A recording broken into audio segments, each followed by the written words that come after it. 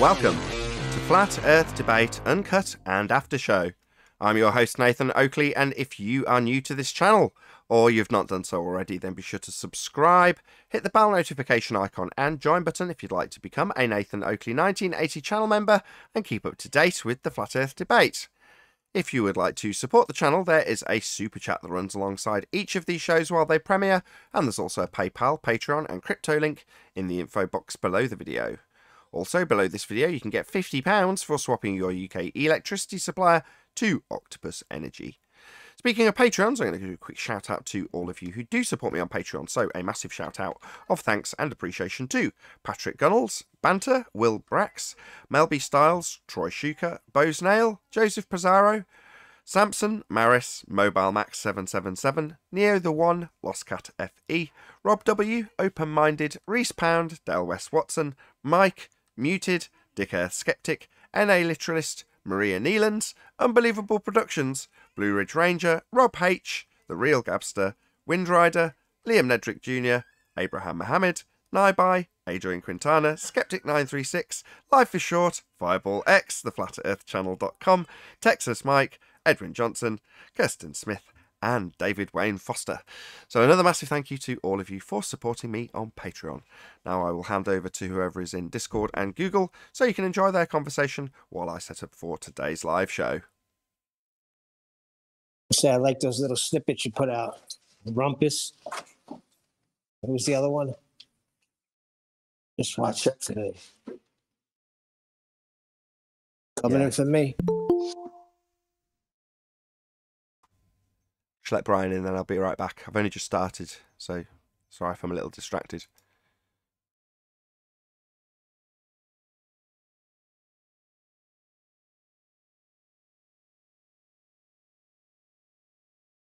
How Hey, are Brian. you, Tent?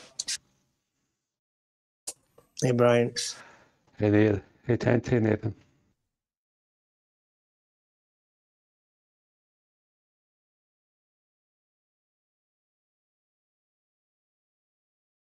So how are things? Looking good, mighty fine.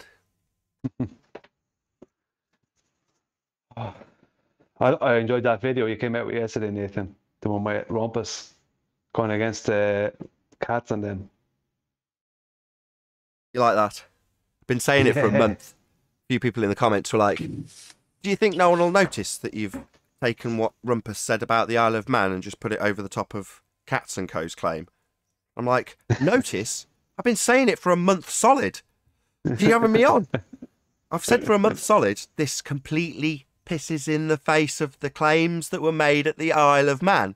And all I've got to do is transpose what he said onto Cat's claim, and it makes perfect sense. Because they're the exact criticisms that they had of us 3 years ago. Exactly. Shows they're not paying attention. It shows that they hope we'll forget, like we'll have amnesia about what they claimed for a considerable period of time, whilst drawing tangents to the Earth curve they were claiming. Yeah, that all went out the window, and Cats pulled it all back up again, and I pointed it out. At the time, I was like, how long do you think before they'll figure out why I'm juxtaposing the Isle of Man with Cats and Close Mongtrig? Well, hopefully you now realise. It's devastating. I was on Brandon's a few nights ago, and Ruhif was in there, and we started getting into the whole geometric horizon thing. I can't remember how we ended up in it, but we ended up in the geometric horizon argument. And I said, "Can you see the geometric?" I can't remember what I said. What was it I said? It was, "Can I see the can I see the geometric horizon?" Or something like that. I can't just for my memory. This is terrible. But I ended up with my last question being, so if you can't see the geometric horizon, so where did you send the tangent to? Hold on, you've skipped over a bit. I'm interested to hear Ruhif's reply to that question. So, Ruhif is amongst the people who very specifically drew tangents to Earth curve back at the Isle of Man, or on his head. So when you ask him his horizon's Earth curve, specifically that question, although you're a bit vague about what you actually asked, I want to know what his answer was. Yeah, just let me think. I'm trying to think what it was. How I ended up asking. I think it could have had something to do Was it something to do with the Blackpool photo? No. I remember saying, is the horizon geometric? And he said, I said the visible horizon, and he said no, I think. Really? I said, so can you yeah, confirm something that? like that. And I said, hold on, Brian. come on. Just while you're in the middle of that, that's the crucial detail. If he says no, then I will brand him a liar. So I need to know specifically what he said, because he is one of the people who have drawn tangents to the Earth curve edge at the Isle of Man. He's the guy who I'm saying, shh, don't mention the lighthouse. Yeah, that will come to the forefront once Ruhif actually confirms his now denial, therefore lie, in terms of his past claims. So I need specifically to know if he said no, it's not the geometric visible horizon, we don't see it, then why the hell was he drawing tangents to it? Either complicit, ignorant, or a liar. But context is everything. I need to know exactly what he says. If you can point me to where he said it, I'll trim it out and then have his head for it. Because I suspect he'll be lying. For you today. I think I know I think it was last Thursday's. Try to get it for you today. I'll try and find the area it's in, and I'll give you some kind of a timestamp. If I can find the exact thing, I will. Yeah, this lighthouse on screen. Ruhif specifically drew tangents to Earth curve and claimed refracted lighthouses with respect to the tangent he drew in the geometry. Now, he'd have had to have drawn a tangent. That's how you do the geometry.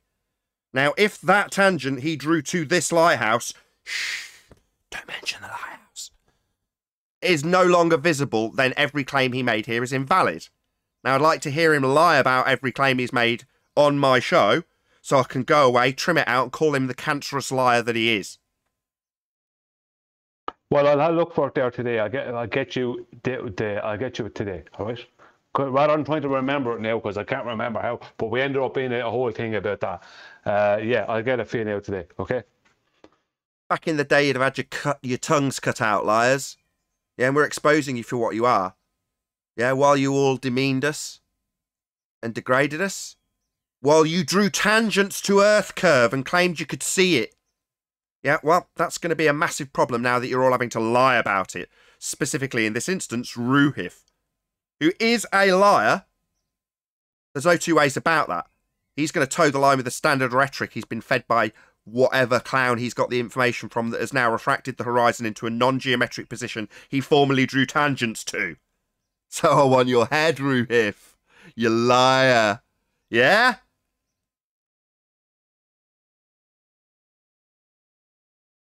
Yeah, I'll get it for you today. I know where it is. I'll get it for you. But I'm trying to remember. I'll get it for you so you can have the exact thing. That's it. If you're going to assert Earth curve geometry and draw a tangent to an Earth curve horizon, and when it doesn't match up with the maths, refract the targets with respect to the horizon because you've already drawn the tangent that you're going to claim is Earth curve, and then later, 3 years later, have someone like Katz come along and open up this whole can of worms, right, Rufy? Leaving you in a precarious position where you've got to lie. Thanks, Katz. I really like the fact that you've opened the door for me to call Ruhif a liar. Yeah? Maybe some of the commenters would like to tell me just how much I'm panicking. Might even put my camera on. You're a liar, Ruhif. Proven liar just like Rumpus. You're the next head to fall. Enjoy the aftertaste. They're all scummy, fundy liars. I'm going to call them out one at a time. Use their own words against them in every instance. Where they've lied, point out how they've lied, how they don't have the very Earth curve they were claiming to prove at that lighthouse. Bummer. For them, not me. Good morning. Good morning. It is a great morning. This is what you get when you challenge what a straight line is. Then you have to cover up because you never described it properly. It's coming back to haunt them. Yeah, you're damn right it's coming back to haunt them. Do they think we're stupid? Oh yeah, they told us how stupid they thought we were. Oh, well, guess what? We recorded every word of your lies.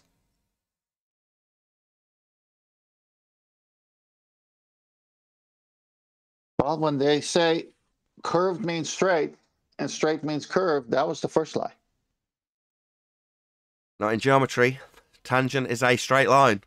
It's required. And debunked by the Black Swan. Now, for 18 solid months, they've hand-waved it. as I say, until Cats open this can of worms.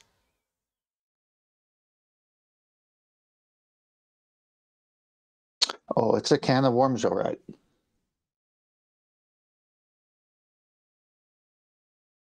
Yeah, you'll like this, Nathan, because there was a kind of a. I was asking a couple of questions and getting answers. Then other people came in, and it kind of messed it up a bit. But it came back in after that with a finality question, and he had to answer the only way he could, because he'd have to go against Rumpus and others if he went any other way. So you'll enjoy it, because it was you'll enjoy the admittance.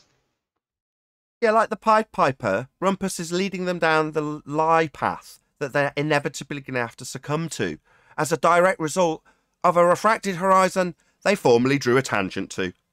So, well done, follow Rumpus right down that path, which leads to me on camera calling you a liar. Yeah, follow him all that way. I'll laugh every step of it. Well, you have to lie your way out of your little problem. Your little problem that the Black Swan's been staring you in the face for 18 months solid and you've ignored and hand-waved. Yeah, that now leaves you in a position where you're going to have to lie about every word you stated about the geometry back at the Isle of Man.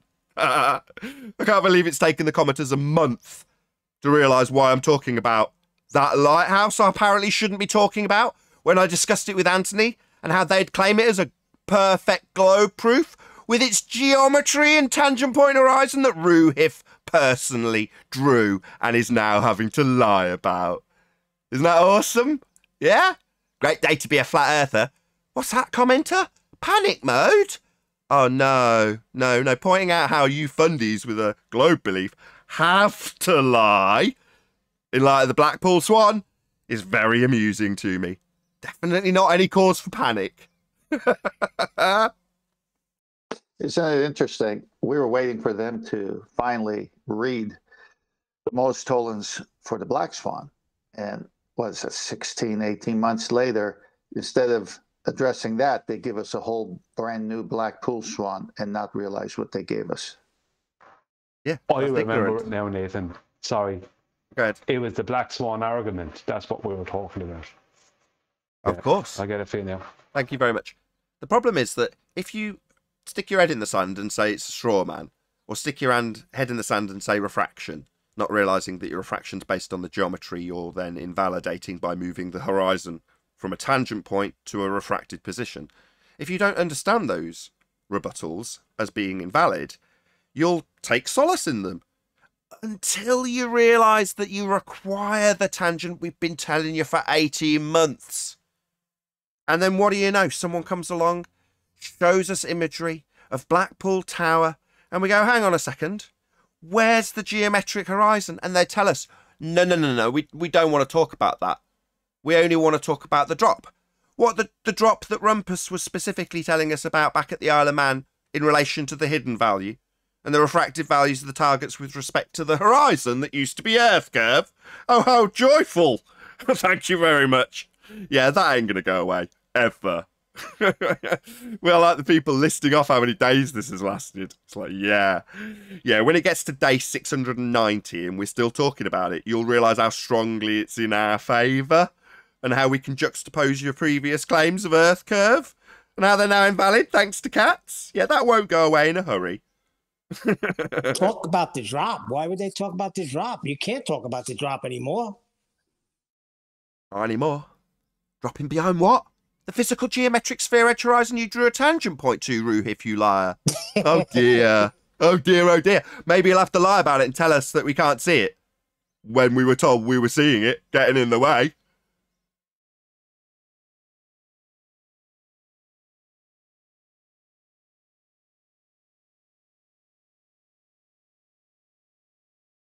A big shout out to JQ, who went and found that series of clips. Thank you very much indeed.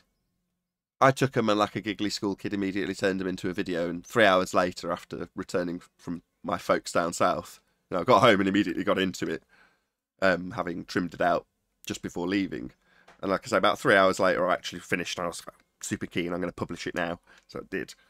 And the guy who sent me the clip in the first place sent me a PayPal. I'm like, what? So he's like, thank you very much. I was really pleased that you made the video about it.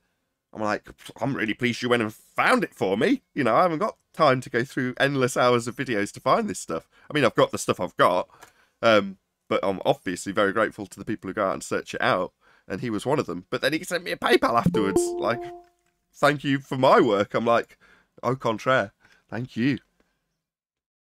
Hey, Eli. Morning.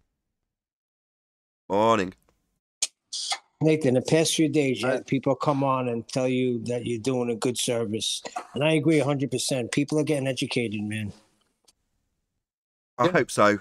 I hope so. You know, it was a fleeting few minutes of people saying, we should do this, that, and the other for entertainment purposes. And it's like, no. I'm afraid not. If it gets boring, that's tough. Well, they're in gyms right now, cursing your name. And how it came about was that flat earthers per capita are like the percentage of flat earthers are very high in the UK. I was shocked to know that, actually, and they said, well, it's probably because of Nathan Oakley's influence. And this is because obviously they have to get upset at flat earthers every time they ask a question. I found this guy on YouTube by the name of Physics Eugene. He has a 5-minute video that's titled, "Does Gravity Decrease Entropy?" And so just like I did in 24/7, I posed the same line of questioning to them. After I said, here's a guy on YouTube, 830,000 subscribers, and no one points out the flaw in his premise. Would you like a crack at it? And they all shouted me down, oh, why are you playing these games? Why do we need to guess? I said, there's no guessing here. I'm telling you that I already pointed out a flaw in his premise. I'm only asking if you agree or disagree. The video's only 5 minutes long. And they muted me ultimately because they thought, well, I'm playing games and this, that, and the third. Why can't you just answer the question? Half of them said, I don't see a problem with his premise. And the problem is in the very first sentence of that video. It goes to show the clinical level of skepticism that these guys are on because they have to stay in constant defense of any truth coming from any side, anywhere. It's a shame. Somebody sent me a Mr. Cheswick clip of Simandan interviewing a BBC correspondent, presumably of some scientific stature, and he directly put that question to him. I can't paraphrasing Simandan, I do apologise for paraphrasing you, my friend, but words to the effect of, the flat earthers assert that space is debunked by the second law of thermodynamics, what would you say to that? And the guy meandered off into a non-answer for about 3 straight minutes. It was quite amusing. But he didn't get an answer. He didn't get an answer to the question. Got a diversion from the BBC correspondent. But I thought, well, that's very interesting. But now you've brought it up. It's like, well, if it's a non-point, why would Simandan be putting it to a BBC correspondent now? I think it is a point. Because it debunks space, which is a violation of the second law of thermodynamics. There'd be an entropy increase. We'd all be dead. We'd have no gas to breathe because the gas would fill the space. And what do you know? They claim the sky vacuum is called space. A space for gas to fill, in line with natural law, which is violated by space. Therefore, it's not real. So the experts spaced out at that moment? Say again? So the expert spaced out at that moment to that question? Yeah, he did, literally. He looked in top right-hand corner and accessed his memory of what the second law of thermodynamics was. Whether or not he accessed that information is unclear because he didn't talk about it. He waffled off into the weeds and didn't address it in the slightest. But there we go. He definitely had to think about it. Why would you have to think about air pressure filling a vacuum if there was no barrier? He just waffled on about what flat earthers believe and how he admired them for actually looking at science. What went I through my know, mind I is know, this but is if you- natural law, not science. You idiot. There we go. You can't expect a BBC correspondent to know the difference between natural law and science now, can you? Well, my point is, if you didn't phrase the question with flat earther and said, if you had a vial full of gas and another vial that was a vacuum and a valve in between, and you opened the valve with the gas filled the available space, everyone would say yes. But the minute you say flat earther, in that context, they have to weasel out somehow. Clinical level of skepticism. Why are you asking that question? But so I'd like to segue when the gas pressure when that question comes up, I'd like to segue into the video. So I'll post the video so that you have context now. Okay. I'm not going to get time to look at it before the live show, so don't expect me to suddenly, be an expert on this video you've sent me. I'm doing other things. No, right. The problem is in his very first sentence, in which he says, "If objects are at rest in space." Yeah. I mean, it's not hard to say, well, yeah, I have a problem with that.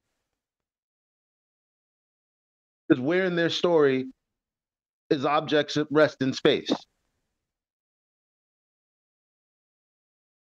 Or moreover, where space doesn't exist.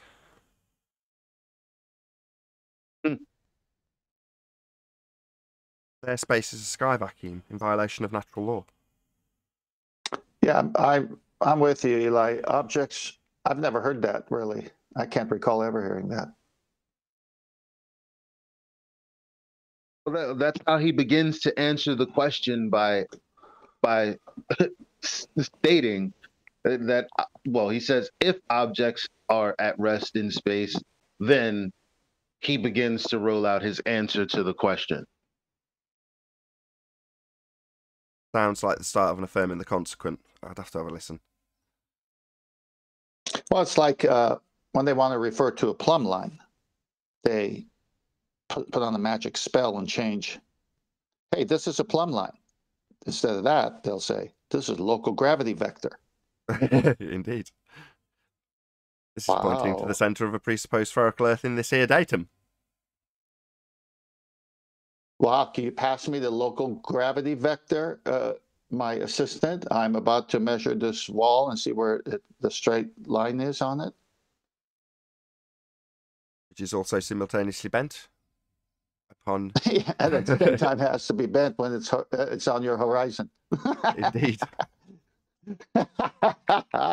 Excellent. Unless, of course, you're claiming that the Isle of Man's getting in the way of a lighthouse.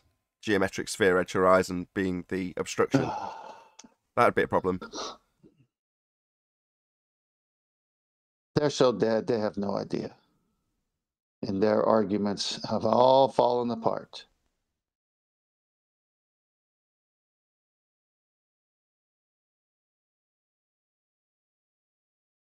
The minute they say there's a local plane, they're dead.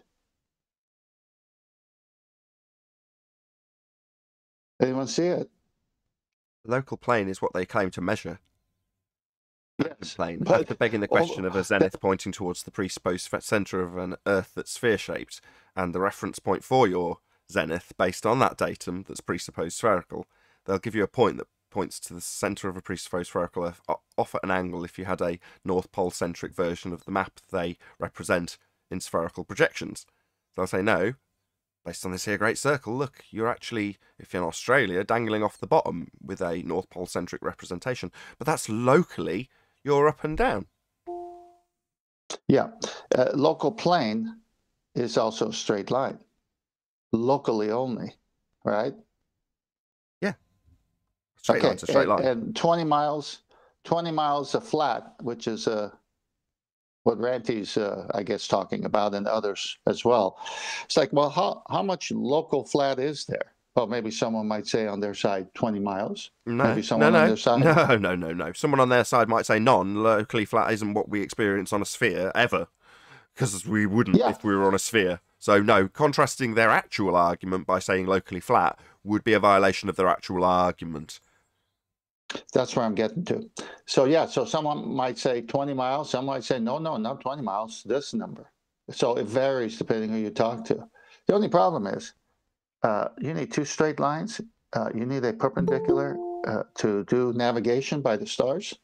And if that star is 3,000 miles away, it's on the Earth sideways on your globe model, and you can't get an angle from a curved line. So you're dead.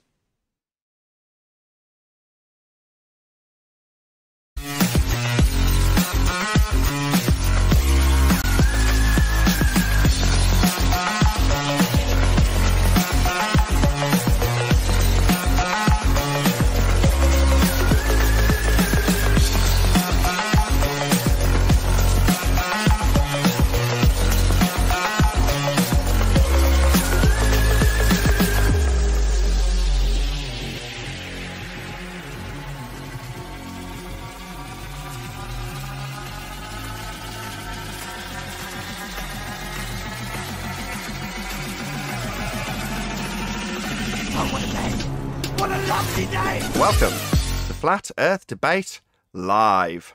I'm your host, Nathan Oakley, and if you are new to this channel, or you've not done so already, then be sure to subscribe, hit the bell notification icon and join button if you'd like to become a Nathan Oakley 1980 channel member and keep up to date with the Flat Earth debate.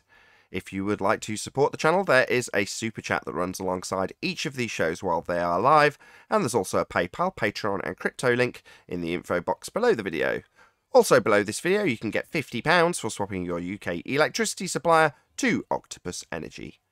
Most importantly, if you'd like to join the discussion, simply mute the page you are currently watching, then click the link in the info box below this video to join the panel and express your views on the nature of Earth.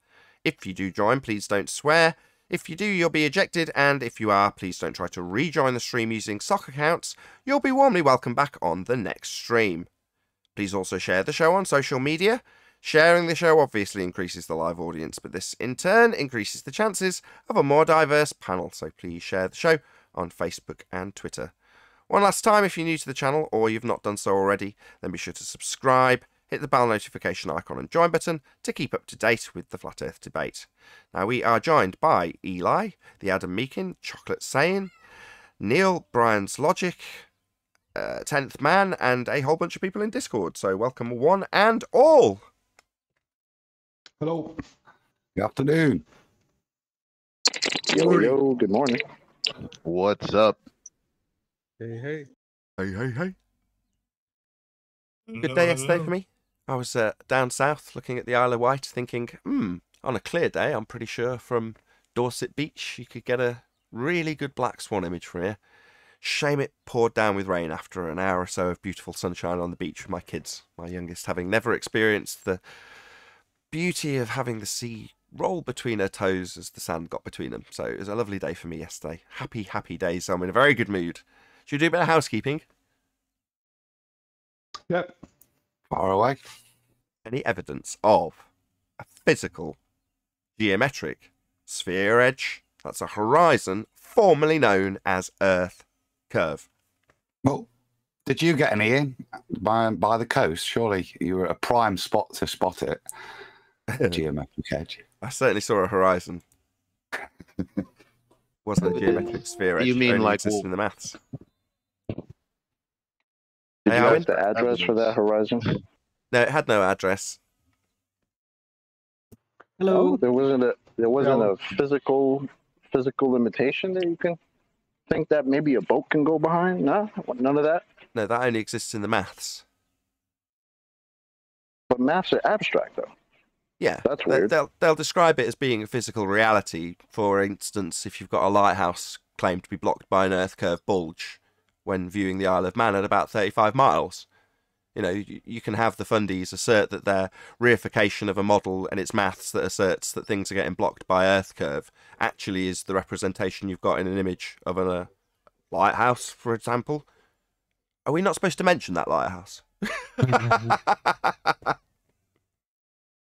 Right. Yeah, but The horror lighthouse. That one. I haven't refracted the lighthouse, only the light. Yeah, that one. This is supposed to be derived from a measurement of some kind, somewhere, somehow. But there is none. That's correct. Only exists Somewhere in the over math. the rainbow. Somewhere over the... No, not even somewhere over the rainbow. It only exists in the maths. Well, No. to be No, fair, It's though, kind of like over the rainbow then. No.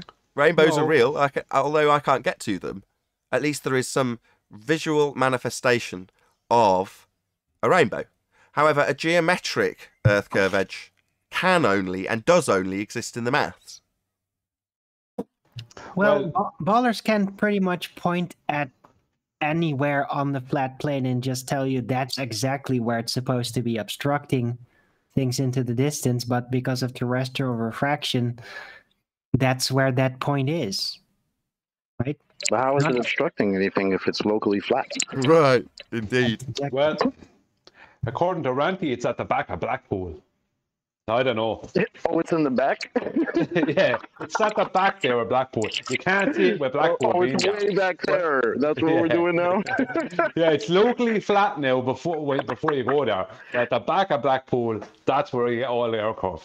Okay, just for the audience's benefit, we're being told by our opponents now, regardless of their recent transition from flat to globe, that the area we observe is locally flat. In complete contrast to the actual globe Earth claim that there is 8 inches per mile squared drop from every vantage point. So, locally flat, well no, measurably flat. Go and check out the elevation profiles in Google Earth which demonstrate it as flat, measurably. Well, that doesn't translate into anything locally flat. It's just flat. However, there's a claim that there's 8 inches per mile squared drop. So, that's a bit of a problem if you believe in that nonsense with the geometric sphere edge to claim it. Because we've debunked it with the black swan. Well, Nobody claims that the Earth curve would block things into the distance. Yeah, they would though, because we've got hours and hours and hours of footage of people like Ruhif, just as one example, drawing tangents to Earth curve edge horizons and asserting that what we see in pictures of the Isle of Man is actually a representation of a sphere edge bulge getting in the way. So they definitely do draw tangents to it and claim that it's blocking things. It's the very basis of their religious belief in a sphere Earth, Arwin. No, but they oversimplified it because they knew you wouldn't understand, Nathan. I see. They oversimplified a tangent. It's just a straight line. And always will be. Regardless of your lies about having always refracted everything, it'll always be a tangent straight line. That's what a tangent is by definition. Well, But didn't Rumpus clear that up for us when he say tangent line? Oh, straight line? We don't need that. That's irrelevant. Well, he cleared up that he hasn't got one. And also, it was made clear recently in a video by me that he absolutely used to claim straight lines between things when they should have been refracted. And in fact, he's now having to lie and claim he did refract everything.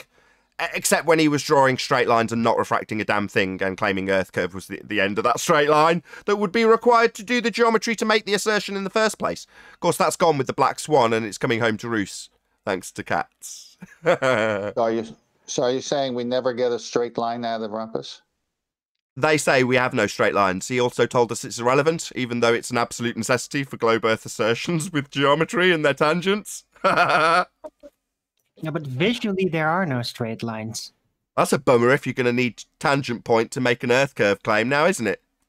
Well, not necessarily. They can still calculate how much the Earth is curved in other ways. Oh, what? Calculate how much it's curved in the maths? Well, that's nothing to do with my reality, Alwyn, so who cares? Well, they just detract it from the equator line, right?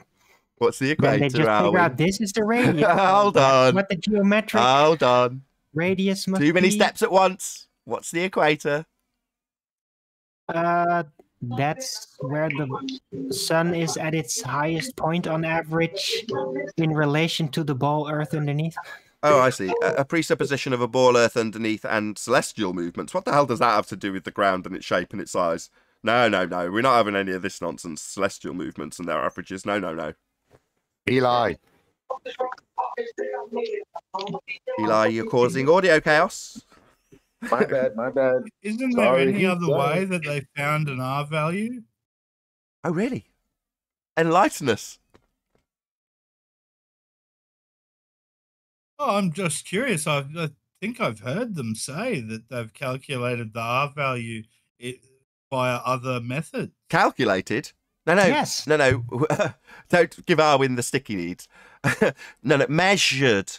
Yeah? Measured. Not calculated. See how this boat on screen is claimed to be, according to this depiction, blocked from the bottom up by way of a Muppet Vision orthographic view where you see the side of your own head.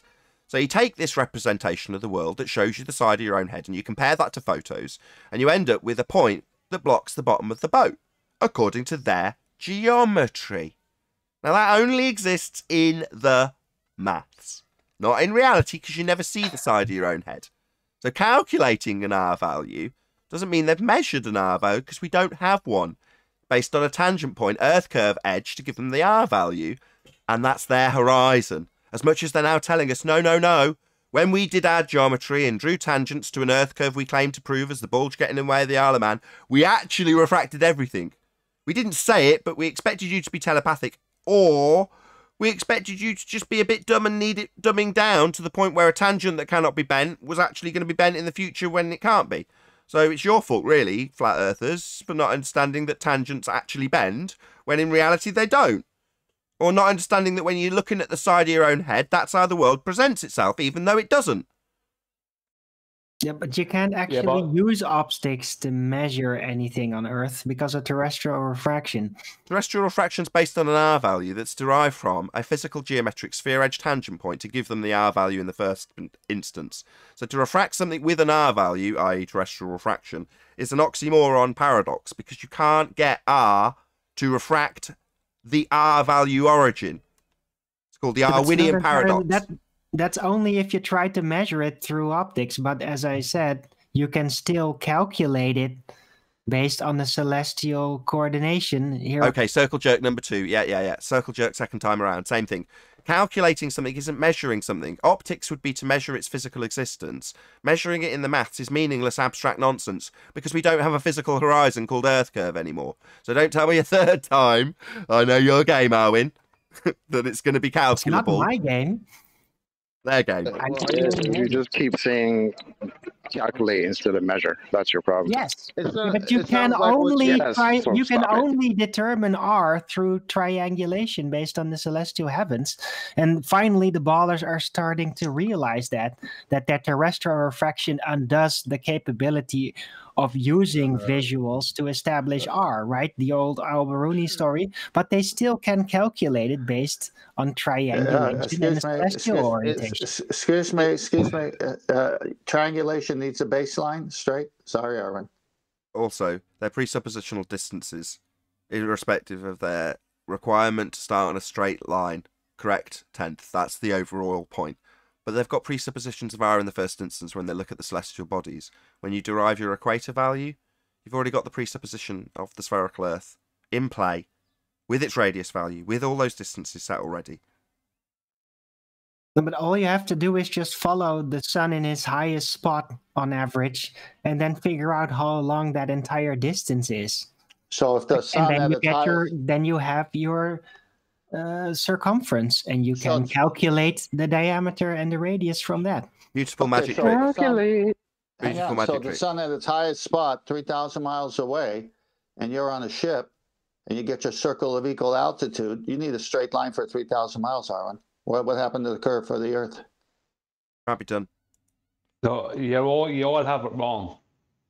All of you. Right? Okay, go ahead, Brian. There's no need for any of that stuff now, because now it's locally flat. So they can just use normal geometry and make up their curve out of that. That's true. No, but that doesn't actually work out with spherical geometry, though. So optics are just off the table for establishing R. It's not going to work. That's not what Brian said. He's not trying to establish R. That's not what Brian said. Repeat what you said, Brian, to Arwin, and just listen to what he actually just said. Can you repeat yourself, please, Brian? Because he's not trying to establish R. Yes, Nathan. They don't have. That's not a problem anymore because now it's all locally flat, so they can use normal geometry and make up their curve out of that. It's serious. That's just techno-babble bullshit that Ranty made up. It's a very poor machination. Well, it is if you're a glober. But in terms of our argument, we're saying it's flat. He's saying it's flat, in contrast to the claim of an 8 inches per mile squared drop from every vantage point, which is the sphere Earth claim. So he's saying it's flat, and Brian's saying, well, if it's flat locally, you just use normal geometry. It's no worries. You don't have to worry about bending it or presupposing a tangent plane after deriving a zenith. You don't have to do any of that. It's locally flat, right? Well, you just don't have to worry about anything then. Why concern yourself with a curve? No need, because there isn't one. Right. So you can't actually use visuals because of that to establish a radius value for the sphere. That's The supposed sphere, to be there, right? but- You can't use it. So that only confirms what I said. The sphere only exists in the maths that you're going to figure out, to quote you, the radius or circumference in this instance. Well, figuring it out for, quote, the sphere. Which sphere? What sphere? Oh, the sphere that only exists in the abstract mathematics where you assume physical tangent points. But what else could the equator line be? The average that you described when measuring the celestial movements of the sun. That's what it is. What else could it be? Was precisely what it is. Just minus the presupposition. Who's But making it's a that racket? circle around the Earth, right? Are you claiming 10th. the Earth is a flat disk? I'm not claiming anything other than an aspect of it is flat if you ignore all topology. Well, that flat aspect is what is utilised, and 10th Man's just described that in the first instance. That's where this point begins and ends, with 10th Man's point about how we actually measure stuff. And the same applies for when we're measuring the surfaces. They do measure it flat. Now, the fact that they make a presupposition of a tangent plane is debunked if you debunk their tangent, which we have. So what you're left with is a plane. I think what I'm saying here is the ballers need 20 miles flat and then 8 inches per mile start. That's what they need. Just so y'all know, Ranty didn't make up this locally flat shit. I've heard this nonsensical argument like sometime last year on 24/7.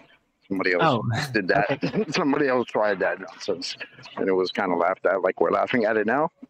So yeah, that's not an original from Mr. Optics over there, guy. Well, they've always been saying that it's locally flat. If you go back 5, You remember, right, Eli? Who is that dude? Somebody used to come in with that 10 locally years. flat. Right. 5, 7, 10 years back on YouTube, and this is how they describe it. As far as you can see, that's what they say. Yeah, but Ranty gave it a number, 21 miles. But it's kind of silly to say it, though, because if you're going to go with that, then there's the only way to actually make some kind of sense with it is that there is a quantum situation happening where the observation actually makes it flat. Because it's Or it's just flat. let We don't have to make excuses. Guys, you let Alvin it's much finish. simpler than that. Hello? Go on, Let Nathan. Alvin make his point. Right. Yeah. Look, either it is curved or you observe it and the observation causes a quantum curved function to collapse and make it locally flat to the observer, right? So it is literally flat because you observe it. But yeah, it still has to be a sphere. So Well, yeah. my quantum makes curve look flat. How about that? No, it's much more simplistic. But go ahead, Brian, first. Thank you, Nathan. No, it's really simple now. You see, let's just say the black pool is flat. But see, what it is now is the curve is always going to be behind something, you see. Right? So it's always behind something there. So, and it's going to be easy for them to prove it because they can do trigonometry now that it's locally flat. They can use the flat plane to do trigonometry and prove that the thing that we can't see is because it's behind something, but it's also gone over the curve that's behind this thing. But when you get there, that will also be locally flat, and the curve will be somewhere else. So it's always over there. Okay, let's just make it clear. The globe rhetoric is 8 inches per mile squared. That's what is claimed. Now, that is what is also measurable in their Earth curve maths and formally claimed with straight line tangents to be the cause of obstruction at the horizon. That's what they claimed. Earth curve got in the way. Now, because we've debunked their assertion of a tangent point horizon called Earth curve to get in the way, they've taken part of the mathematics and asserted, let's ignore the 8 inches per mile squared maths that the entire maths is based on and take out one section of it, drop, and assert in a picture where we haven't got the problem of a geometric horizon to have to defend if we crop the image, and assert only the drop when transposing with heights in actual sizes taken from Google Earth and no measurements whatsoever with theodolites or sextants, and then transpose them into the drop value based on an angular size change that's then converted back to an actual size, and then assert that locally flat also to be used and burned as a flat Earth strawman. Now, what is this in reality? I said it was simple. That wasn't simple. That summary of what's happened at trench level when someone's converted back to globe from flat Earth, having made lots of assertions about how flat everything is locally. Yeah, it's the same as someone denying Coriolis effect. Well, we have this drift that we will observe at 15 degrees an hour. Oh, really? Show me the drift. We wouldn't expect to see any drift at 15 degrees an hour. That's how that argument goes. Now, in this case, we say, where's Earth curve? And they go, we've got 8 inches per mile squared drop from any vantage point. Here's our Earth curve maths to show you how everything's dropping away from you at 8 inches per mile squared, and you've got an Earth curve obstruction getting in the way, and here's the geometry. Obviously, we'll require a tangent that's straight, but here it is. And you go, okay, where's the Earth curve then? Here's a picture. We don't have Earth curve. We wouldn't expect to see it. It's locally flat. That's what's actually happening. When you demonstrate beyond all certitude that what they have claimed in the first instance, that's Earth curve at 8 inches per mile squared, simply isn't there to observe, they'll tell you it's locally flat and then extract a section from a mathematics that does assert Earth is spherical with 8 inches per mile squared, based on a radius value that's been debunked by the Black Swan and a tangent point horizon that's called Earth curve that they can no longer talk about because it's all been debunked. So this nonsense is merely a denial of their claim in the first instance. You claim Earth is a sphere with a horizon. That's what your Earth curve is. Well, not anymore. So you're going to go to some obscure mountains that are blocked by a piece of land in the foreground so you can deny that you can even see Earth curve after cropping the Earth curve on the left out of the image. It's pathetic. Yeah, but it will never look curved. It would always look flat because there is atmosphere you're looking through, right? So only if there was a vacuum would the Earth actually look like a ball. And by the way, it's a miracle that that doesn't happen because it's supposed to be in outer space. So there should actually be a vacuum. Correct. Notwithstanding the second law of thermodynamics violation, that would be a sky vacuum to suck all the air out of our atmosphere oxymoron. Air doesn't take the shape of a sphere, it takes the shape of its containment. We still have the very severe problem of them now claiming we never have a straight line. As I pointed out earlier, Arwin, we have hundreds of hours of people debating with us, telling us how important the heights are. I seem to remember Gem Panda getting his pants all in a twist over Anthony's heights, and Rumpus getting in a twist over it. How easy it is to now juxtapose that with what's being claimed by Cats and Co. And how critically important it is to have the correct height now. Oh, the efforts we had to go to when it was us making the claim. I'm sure Gem Panda's still got his pants in a twist over this Google Earth height that they've used when claiming it's locally flat in defiance of the 8 inches per mile squared drop that the calculator asserts we should see. We just don't. Or we didn't until they cropped it out with their Texas sharpshooter fallacy. It's all disastrous. Thanks, Cats. I have another lie to point out from Ranty, because they're claiming that they didn't crop the photo. They're claiming that they got that photo directly off of Twitter and the photo was already cropped on Twitter. Yet, during my debate with Ranty, Ranty was able to show me, right, where the details of the photo was on the guy's website called Cookbook something.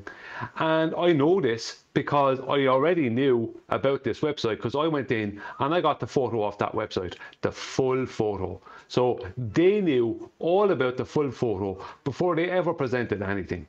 That's a complete and utter lie. They knew about the full photo, but they used the one that wasn't the full photo. Right? I see. So that's a total lie. I see. A red herring would be that the version they got was from Twitter.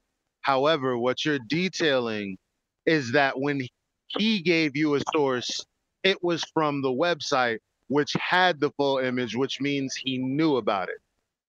Yes, because they had information in the presentation that came off of the information in the presentation that's directly correlating to what's on the website.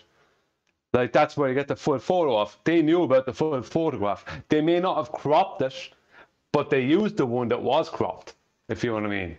So they could claim they didn't crop it, but they used the one that was cropped. It's called cherry picking. The full photograph was there. It's called cherry picking for a reason. I'll have this cherry and not that cherry. I'll have the one that's cropped. Like I said at the time, when someone asked me, well, who actually cropped it? I said, it doesn't matter who cropped it. That's irrelevant. It's been used, cropped, cherry picked. Yeah? That's what cherry picking means. Doesn't matter that one or other of them didn't actually drag the cut tool over the image. That's irrelevant. Texas sharpshooter fallacy.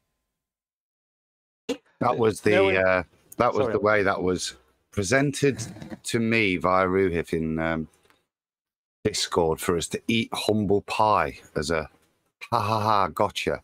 It wasn't us that cropped it. We just used the crop picture. Look, it was the original artist as he just tried to just have Blackpool in the shot. That's what the artist did. They then weakly used that as if it validated them. Right, you should eat humble pie. Hiding that information still. You should eat humble pie. This is Ruhif telling you to eat humble pie. The very same guy who's currently lying about having refracted geometric positions he formerly drew tangents to personally. Yeah. A liar, then. I think the actual phrase was if I had any integrity, I would point that out. Really? Ruhif, if you had 1 ounce of integrity, you wouldn't be lying about the tangents you had to draw when you did the geometry at the Isle of Man. Now, like Rumpus, you've been led by the Pied Piper to this place, where you now must lie. All refracted? No! A tangent is a straight line precisely as you drew to the Earth curve you claim got in the way of the Isle of Man, Ruhif. You're just now a liar. Well, I just would like to point out something here, right? About this whole situation. I have not seen this Twitter account with this crop photo. I didn't see that. We're told that's the situation. Maybe true, but it may not be true. Maybe there wasn't a crop photo on Twitter. Maybe they did get a photo off of Twitter. I've seen it. What's the name of the account? I've seen it. It was cropped, Adam, was it already? Yeah. The artist does it early January. Okay. I say, but that's not the point, is it? How much research did it? How long was it? 5 minutes, 10 minutes before we found it all the pictures, and looked at it all to evaluate it. I put his name into. I remember on the day on this show 2 weeks ago, or whatever. I put his name into the thing. Kevin Jackson, Blackpool photo. It came up with links for his actual full photograph. It was right there. It was on his website. There and then we got that photograph within a couple of minutes. Me and you, Adam, both got it. I think around the exact same time. It took a minute. Yeah, that's the point. So even if you were doing any proper research and you're going to present this as a proof of something, then it would be churlish, I think, to pretend that you never ever came across the full photograph. You were completely unaware of it yourself, and that's the only image you had and worked with. That's the silliness, isn't it? Follows. Well, that's a lie, because Rampy contradicted all that in our debate when he started pulling up the guy's website and saying all the information you need is right there. You know what I mean? That was all a part of that. All the information that they knew information that came, the information that was in their presentation, like they referenced what was on his website. On this website. Okay. Now there isn't a whole lot of information there, but there is information and a full photograph. Right, but what they haven't done is gone and measured the angular sizes. They haven't taken a sextant or a theodolite out, and they haven't even ascertained the actual height of the observation yet. We've had so far to date 6 observation heights. Now, as I pointed out either in the pre-show or at the beginning of this live show, the opponents, when it was reversed at the Isle of Man, were very keen to tell us how critical it is to get the correct observer height. Now, obviously, those words are easily transposable directly onto this circumstance with cats and co. And Gem Panda? Yeah, you got very upset with us, didn't you, Gem? About getting the heights from Google Earth? Yeah, you had a good laugh at us for Anthony actually taking the imagery and then acquiring the height he was at where he took the picture from Google Earth. That apparently wasn't acceptable. But apparently, in defence, when it's a globe believer with their low standards, they can just pull an image from Twitter and what? Guess where it is and give the height from Google, having never been there at the time? That's acceptable on the globe side because your standards are so low. But obviously, the same people who are pointing out how, quote, critical the observation height is when you're making globe Earth claims with the, quote, globe theory. Yeah, you're going to need those heights to be accurate. I mean, we were set to task to actually measure them physically at the site. But what, because it's a tweet, you don't need to? Oh, how low standards have dropped, Ranty. It must be so much easier on the globe side with those low standards now, eh? Yeah? I seem to think you were there measuring it with us, weren't you, Ranty? Yeah? Sticking your sticks in the ground and doing the trig at the actual location for how high the observation was? What? No comparison when it's the globe side? No outrage from Gem Panda about getting the heights from Google? None of your own side pointing out that 6 heights and no affirmation of the actual height isn't acceptable? It's just little old me doing it. Oh, that's okay, because what I'll do is I'll just cut out you guys saying it and then put Katz's image over the top of it, with you saying these very words I'm now saying, but you don't seem to want to say when it's one of your own making these crappy claims from a picture on Twitter. Epic. It's worse than that, because they don't actually, there's 2 problems, right? Well, the second one is going to sound a bit selfish, but I'll tell you the first one. They don't actually have an observer location. They don't have an actual place, like with GPS, of where the actual observer was. All they have is that Ruhif had something from the guy who says he was on a path that was parallel to a road. That's it. They don't have an actual place that the observer was at.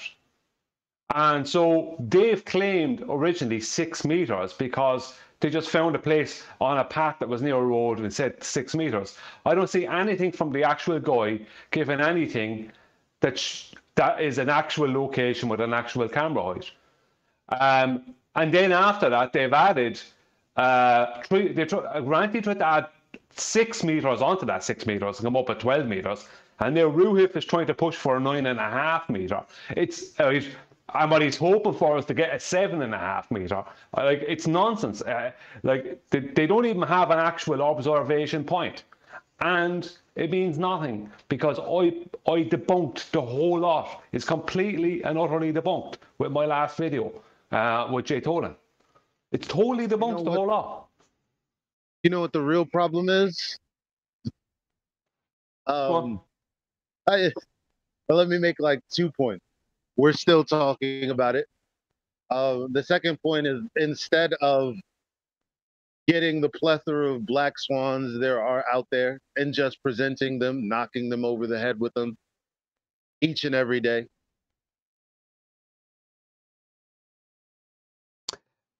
I think it's important to talk about it because they spent a long time during the Isle of Man thing making a big deal out of every small little thing. And I remember Miles Davis giving Nathan and Anthony and Ranty at the time a hard time over getting their specifics right when it came to observer heights and, you know, measurements and all that. And then he was found out to be given a 41-foot high. He gave a 41-foot high estimation. He was caught. Remember that, Nathan? Just add this, Brian, to that. Nathan, I'm sharing there now. That's the screenshot that Ruhif sent me. And I think the language itself tells you in this tweet, look, I made a slightly tighter cropped version. So this is the one. So it comes with a statement that this is not the full picture. There's more of it. Now, I've gone to his webpage, his Twitter page, and you can see I can't actually see that tweet which is weird, round about the 26th. But if you look at it, everything else around it has got the full image. Everything else he's pimping around this time has got the full image. So to me, it has to be either the worst researchers ever or a conscious decision. Maybe not to have physically cropped that image themselves, but to have used the cropped image. So who's Kevin Jackson? Ruhif?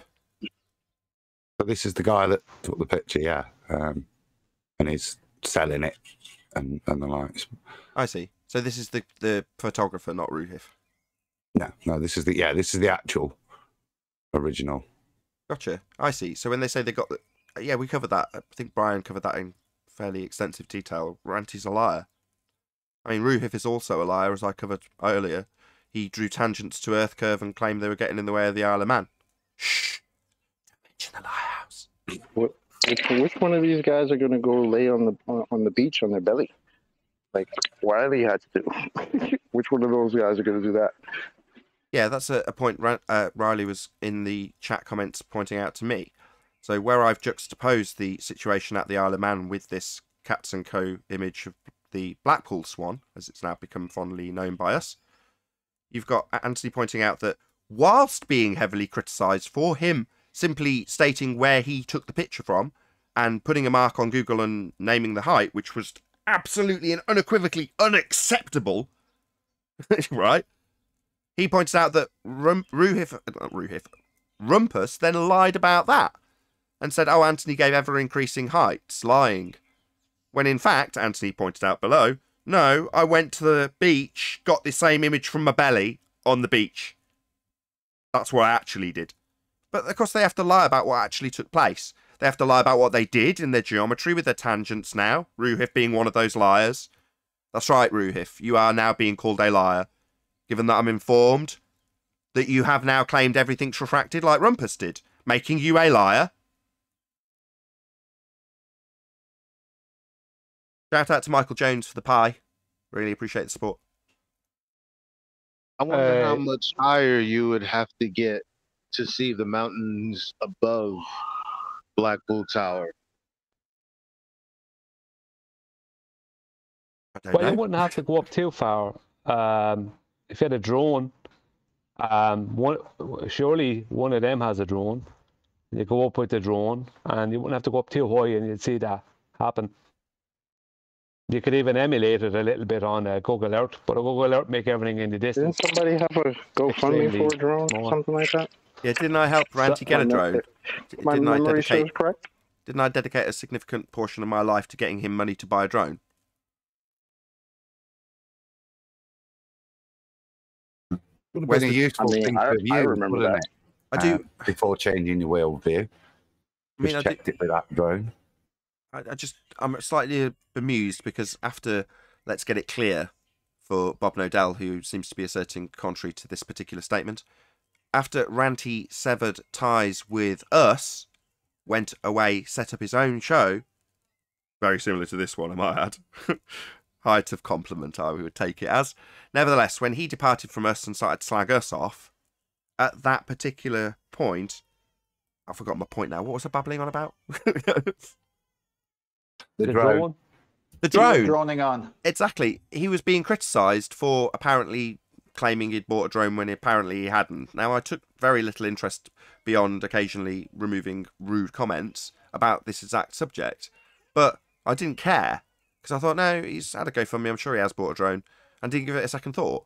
But now we're in a position where, well, okay, is it actually the case that you can go out and get drone footage? Because that's precisely the purpose of this, regardless of which side. Same with Jose when he acquired Jaren's P900 through a GoFundMe. You know, Jaren was selling it. He raised a medium amount of money and purchased it, I believe.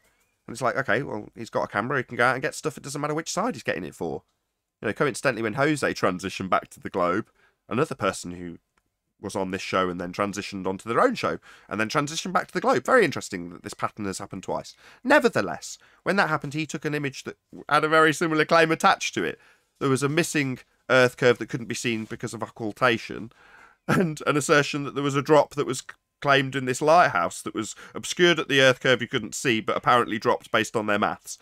Now, Jose has recently been critical of Ranty, believe it or not, because of this very point, which is just so ironic. Maybe he doesn't realise his own transition story is being violated when he criticises Ranty for the same thing. But there we go, that's these people. They think everyone has amnesia around them while they lie to themselves. I did watch a bit of Ranty's video, and I might have found out another reason why he's turned back to the ball. Sounds like he's not been drinking his mandatory pint of piss that all flat earthers have to drink every day. No need. No need. Family no. show. Well, this is an accusation thrown at us that part of the cult is that's what we all do. Watch the video. Okay. I don't do that. Does anyone else on the panel do that? Nope. Is it relevant to flat Earth? No, not really. I don't do any of that. No. But No. okay. Normal person. Thank you, though, Adam. I know about it, but no. Thank you very much. It's part of the chanting that we apparently do as well. Let me change the subject. So I think Ranty lost his drone because of the Coriolis effect. Oh, it whizzed away 1,000 miles an hour, or it Yes. seemed to, because he was turning He beneath took it up too high, and then suddenly, he underestimated the deviation. So he lost radio signal, and it drifted off and probably crashed somewhere in Ireland. I'd say How do you underestimate an apparent deviation? I don't know. He'll have to figure that out. Well, maybe we'll find out. What Maybe I noticed. We'll get some Sorry, devastating drone footage from Ranty. We'll see. Go on, Adam. Sorry. That was me, I think, talking. I think Adam. Was it Adam? No, I'm on mute. Okay. Yeah. Well, just to add some context to what I said a while ago. It's not that I made the video. It's that what's in the video. Jay Tolan Media is at 3,200 feet. Right? He drops by 100 feet and he takes a time lapse of it. And you can see the smaller mountains in the foreground. They start occulting much larger the background. And you can see where it's like a hopping effect is happening to this big mountain, the highest mountain he's looking at, and that's at 68 miles away. It's bopping up and down behind these other mountains. And as well as that, he shows that this larger mountain that's at 68 miles away is when he's at 3,200 foot. He shows that this larger mountain that's at 68 miles away is way lower. It's nearly half the height of another mountain that's at 53 miles away, that's 400 feet lower than so the one at 53 miles away is 4,500 feet. The one at 68 miles away is 4,900 feet. And he's at 3,200 feet. And both of them are below his center frame. And the one in the distance at 68 miles is way below it.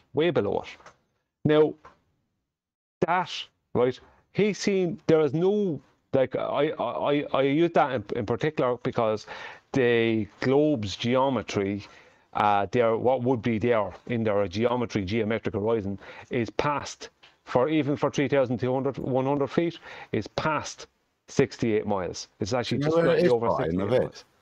I watched it last night. I've pulled it up on screen. Do you know where it is in the vid? There's where it says. Where the...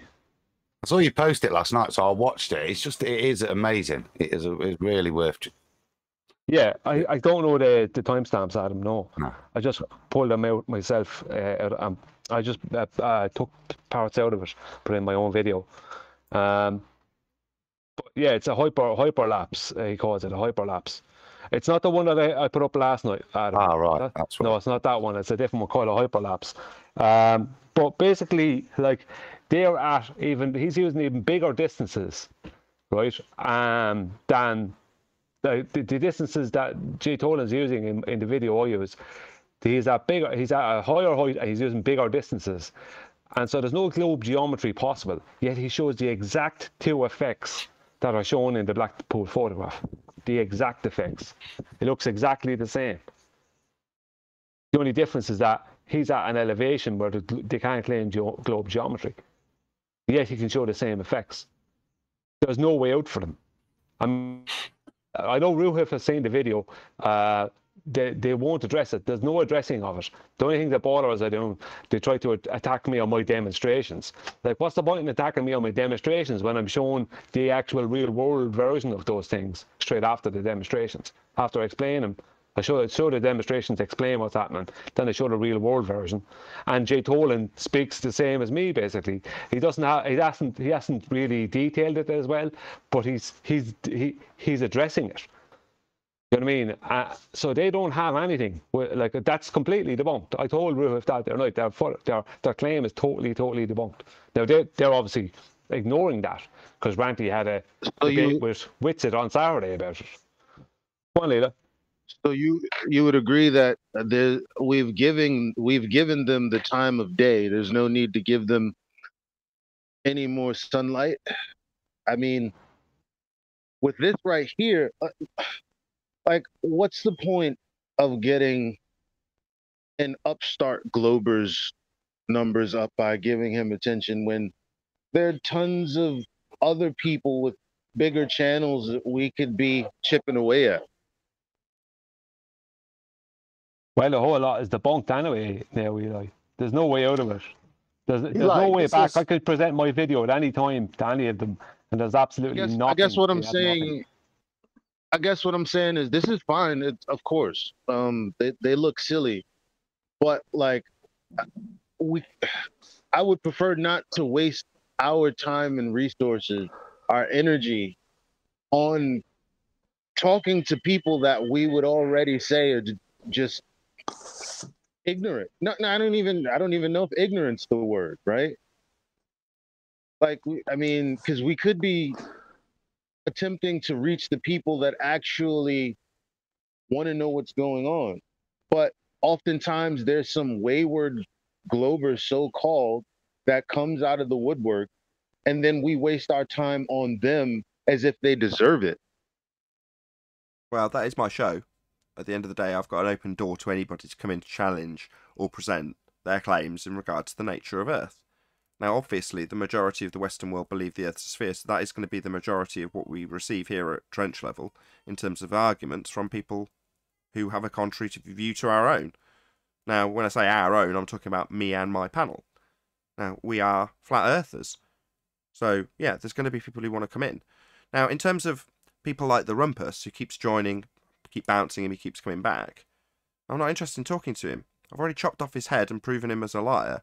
So I've got no time for those sorts of people anymore. They don't help in an educational process. But because people do come here for entertainment, I've got to have a justifiable reason to say I'm not going to partake any discussion with that person anymore. Now, I don't have the ability to ban them from the server. It's not my server. But I do have the ability to say, you're not going to take part in my live show. And it might be a case where he sneaks into the after show and automatically is off mute and gets a few words in. But he'll be immediately removed for being a liar. Now, while I think you're practicing what I'm saying, because I agree with what you're saying. That's great. There's no disagreement there. Yeah, but there's a very, very small bunch of people that have actually come here and had the entirety of their presentation of a globe Earth claim, in the case of Rumpus, already known to be a lie when being presented 3 years ago, and then their change of position in defiance of their original claim, presented as a lie in terms of refracting everything, when it's a complete bullshit claim that defies the globe Earth geometry required to make the claim. Well, you only get a couple of opportunities to lie through your back teeth to me, and at that point I just say, no, you're not worth my time. And that's Rumpus at this point. It's like, I will use your own words against you, because a few people are like, oh, you said you'd turn your back on them. Yeah, I'm not going to interact with Rumpus anymore. I've got no desire to do so. He's had his head chopped off. Do I want to chop it off 5 more times? No. But when somebody like Katz comes along in the future and starts making assertions about Earth and its sphericity, I'll be there with Rumpus's own words to point out where you're failing. For example, the critical observation height that Rumpus was keen to point out and Jem Panda will point out. I'll be using their words against you. Yeah? That's what I'll do. Doesn't mean I need him anymore. I've got everything I could ever require from him, including demonstrable proof of his lies. That's what I've got. Didn't you do that on yesterday's video? I think, what was it Rumpus describing Ranty Spectre as? The most embarrassing image on the internet? Yeah, with regard to evaluation of the... Yeah, that's me juxtaposing the words of Rumpus when we make those claims. So he's talking about Anthony Riley. He's also talking about Ranty, which is why it's contextually so much easier, thank you Ranty and Cats, to juxtapose this.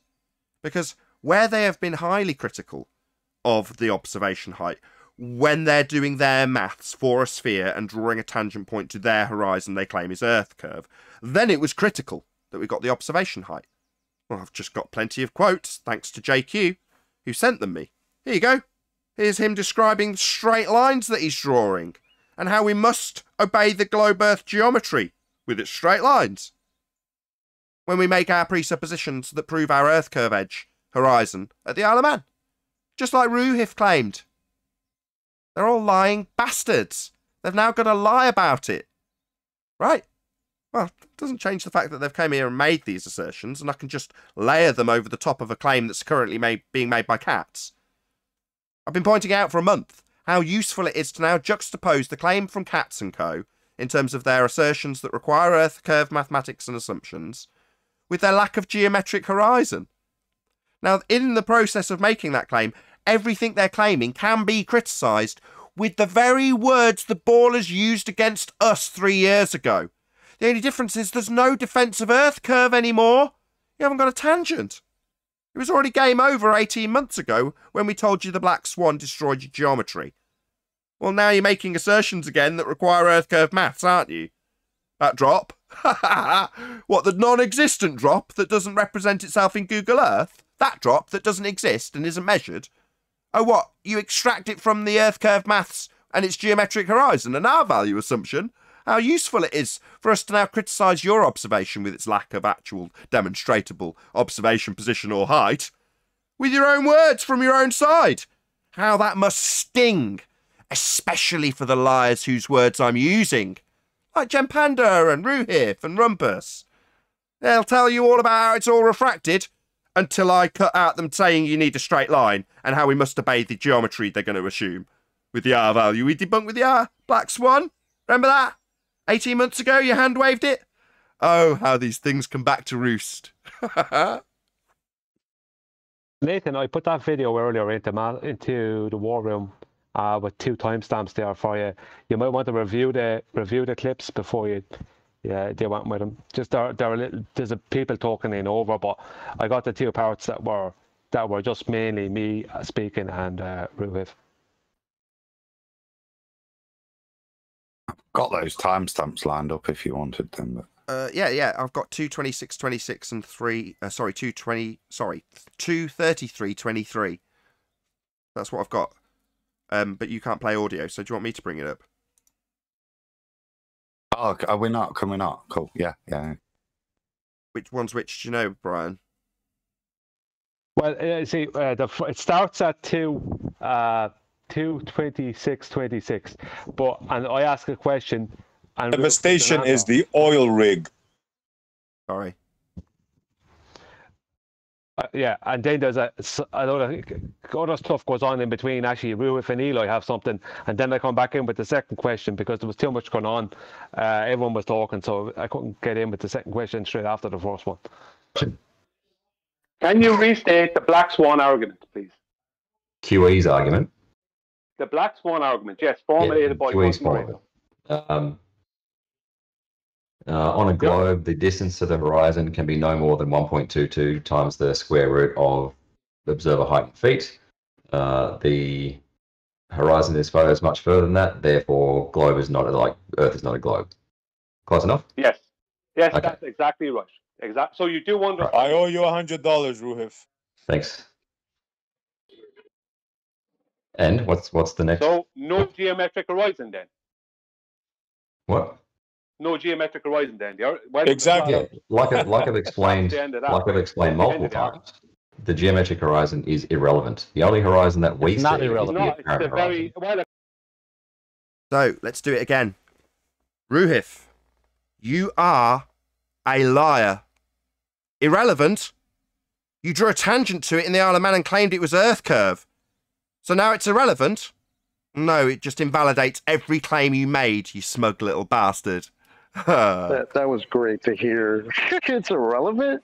Earth curve is irrelevant? He must have been hanging out with that too much. Ruhiv.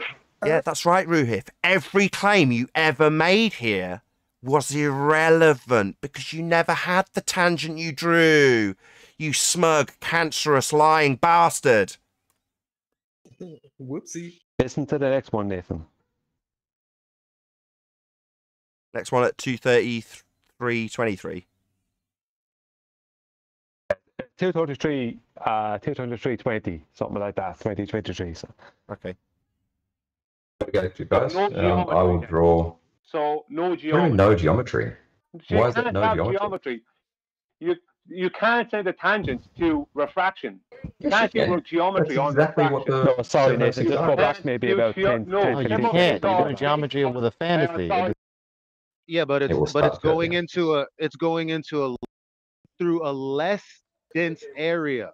Yeah, and it will still bend towards the more dense. Just do it, like, seriously do the diagram of Snell's law. Well, I rest my case. He's not I'm understanding satisfied. it. Ruhef is not getting it.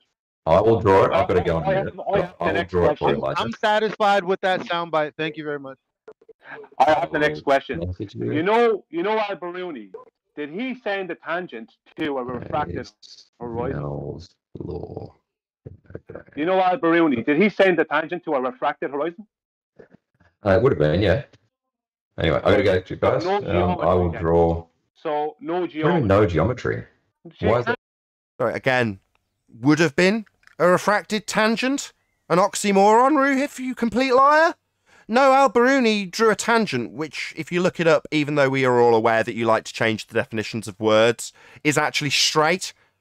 That's what would have been required for him to do that particular mathematical derivation of a physical tangent point horizon. The same horizon you personally drew a tangent to, Ruhif. You lying, cancerous bastard.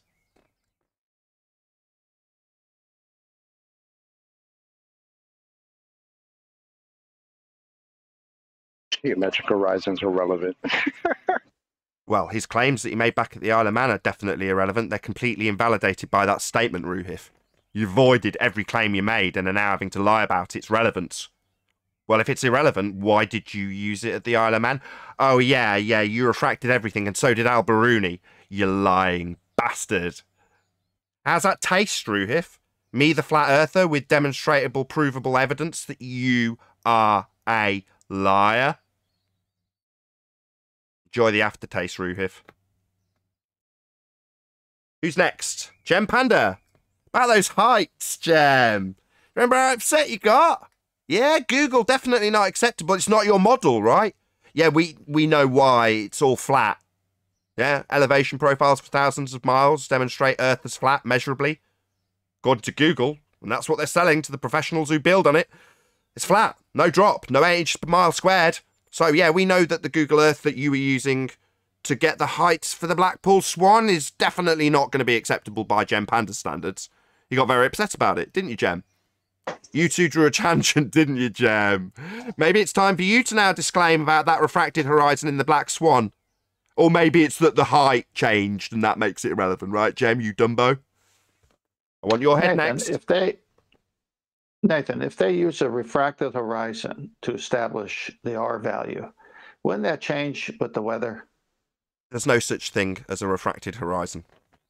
You can't derive a tangent from a non-physical location if you're claiming to measure the edge of a sphere to give you the radius. Right, but their point is they had a geometric horizon, and that's how they got the R value, but then they said they never could see the geometric horizon, so they're left with a refracted horizon. So how can they get an R value? Ruhiv just said it's irrelevant. Ruhiv just said it's irrelevant. Apparently, we don't need that. And Rumpus said it's irrelevant. Right, line to a tangent? That's irrelevant. So if Al-Biruni came 2 hours later, we'd have a different size Earth? Is that what they're saying? No, they're saying it's irrelevant because they formally had to lie about it being Earth curve, and we've debunked it with the Black Swan. Subsequently, their claims, which are now invalid, are, quote, irrelevant. No, they are relevant as they demonstrate you all as liars. So we will be pointing out just how relevant they are from here on forward. With that, I'll say if you are watching this on either Nathan Oakley 1980 or Nathan Oakley premiering streams, stay tuned as there will be an after show to follow. I've been Nathan Oakley and I'll see you all in the next video.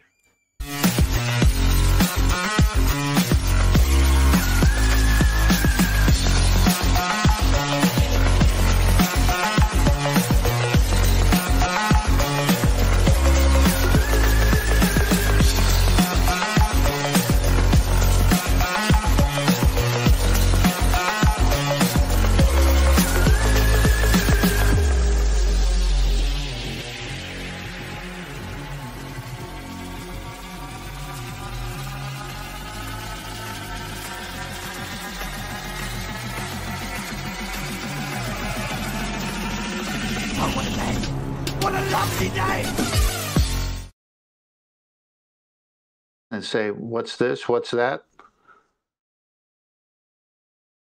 And the They whole model become falls irrelevant. apart. So it's irrelevant now because we ask good questions. Irrelevant because we debunked the former claims of Earth curve. Therefore, former claims of Earth curve are irrelevant. Also required to do geometry. The thing they're claiming is irrelevant, the geometric horizon, is required to do the geometry. Not irrelevant, the debunking of the Earth curve they asserted back at the Isle of Man, and the geometric model that the Earth curve they claimed was based on. So not irrelevant, the debunking of their worldview. No, what I said is they have become irrelevant. So they're just projecting their own state onto the argument.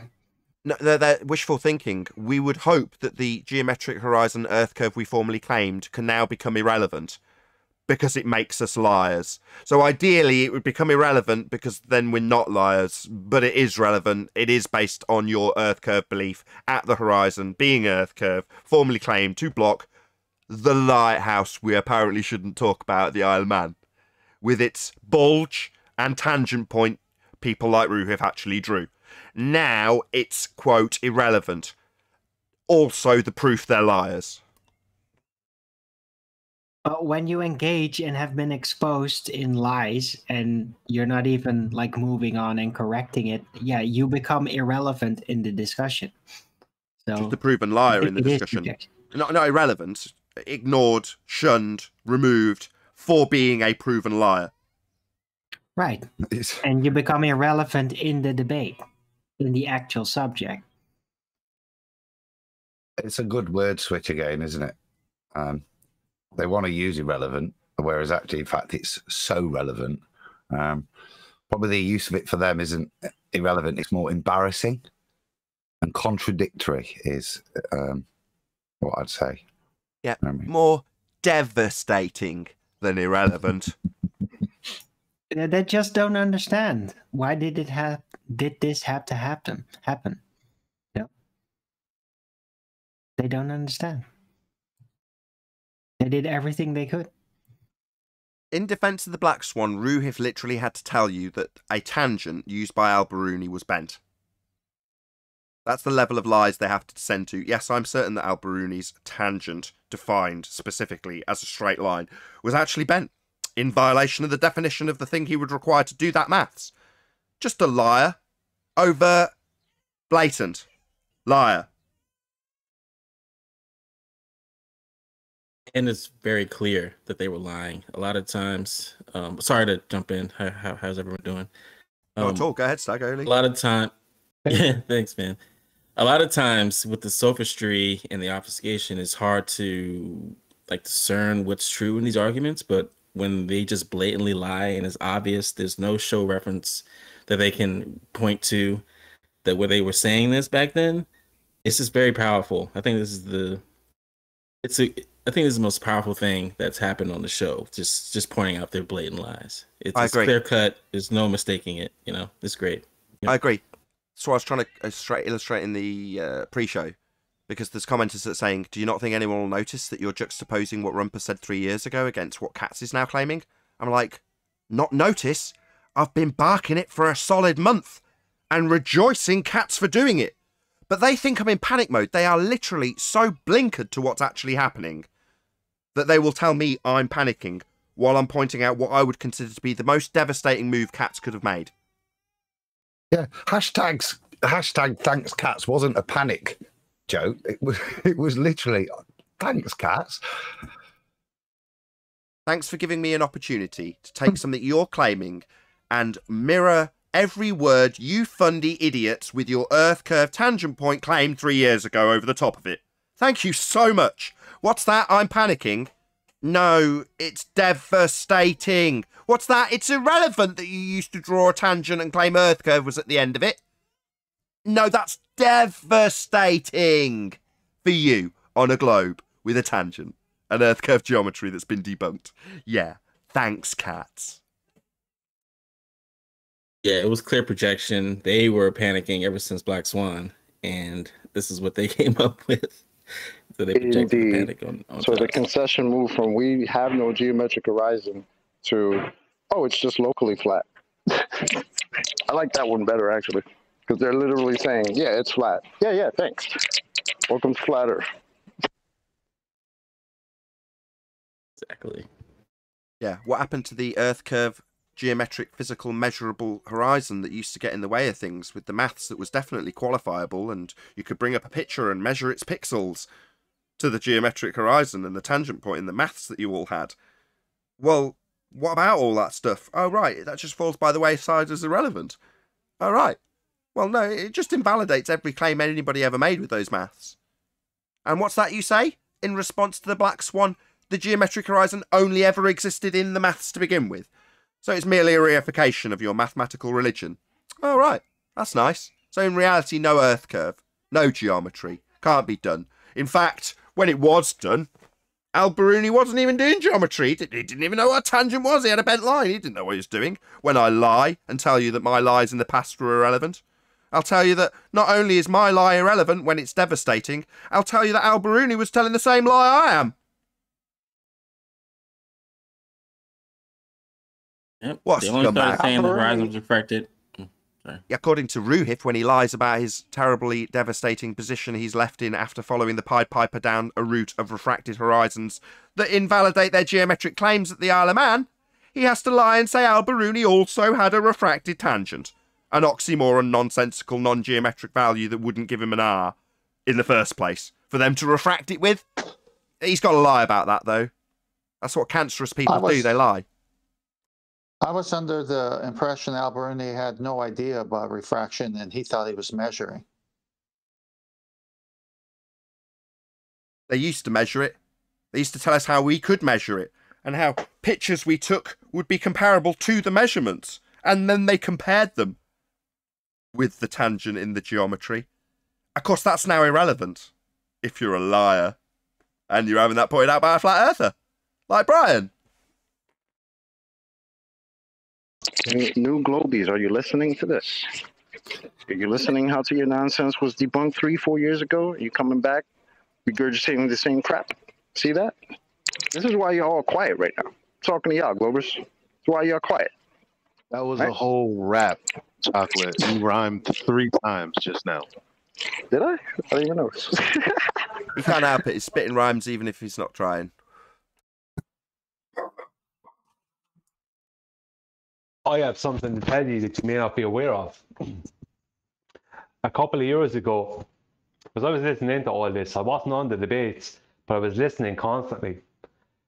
When they were hassling Nathan and Anthony and Ranty at the time about observer heights and all this other nonsense and all the St. B stuff and all the measuring and everything that was going on, Miles Davis was very, very, very specific about using, right, first of all, they started using OS maps, Ordnance Survey maps, not even realizing, because they were stating that they were the most accurate maps they could get, and they were better than Google Earth, and never mind Google Earth, not even realizing, right, that OS maps are flat Earth maps. They're all based off 3D Cartesian, all of them. Right? They don't reference a globe, they reference reality. And that's why they're so specifically good. But hold on. No, Matt, no. Leave me projection. finish. Leave me finish. All right. But it was found out, right, that Miles Davis, right, had quoted a 41-foot height for something that was only a 21 foot, right? And when he was on Nathan's show here, he had to admit that it was just an estimation. And Nathan, right, called him a liar and lost it with him, right? Rightly so, because he was really being really anal about it for all the time before that, and about Anthony's heights and Ranty's and Nathan's this, that, and everything, and St. B's. It was a constant with him and others. Now, he had some health issues after that, and he literally blames Nathan for that. Oh, does he now? Yeah. Share your pain. What? Yeah. Yeah, because that's what we do to them. Now, those little disclosures about him feeling the effects to the point of having it affect his health, yeah, that's what being a cancerous liar does to you. It'll eat you up from the inside. And you want to blame me for being the messenger of your deceit? Oh, feel free, share your pain. And you see how they're desperate for that pain, apparently, because you could just turn this show off and ignore this completely. But you choose to concentrate on this, right? That's what you want? Y'all like that pain, huh?